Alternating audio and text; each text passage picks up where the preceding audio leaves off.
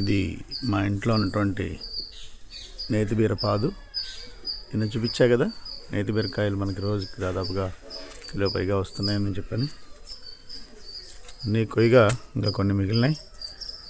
పాదు నిండా మొత్తం పిందెలతో నిండిపోయింది.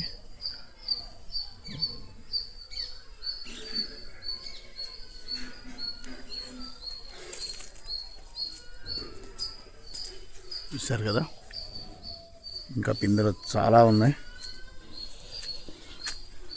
దీని కింద మనకి యాక్చువల్గా ఇక్కడ ఒక పొట్ల తీగ కూడా పెట్టాము, కానీ ఈ నేతి బీరపాదు దాన్ని మొత్తం ఆక్యుపై చేసేసి దానికి పూత మాత్రమే వస్తుంది, కానీ కాయ నిలవట్లేదు, కాయ రావట్లేదు, పిందె కూడా రావట్లేదు. సో ఇది పొట్ల తీగ. ఈ మొత్తం పాదు పాకేయటం వలన మనకి మిగిలిన మొక్కల ఎదుగుదల కొంచెం తగ్గింది. ఈ కనకాంబరం మొక్క అయితే ఫుల్గా వచ్చేవి, చాలా పూలు వచ్చేవి. దీనికి పాదు ఇక్కడ పాకేయటం వలన అంతగా రావట్లేదు. ఇక్కడ చూసారు కదా కనకాంబరం.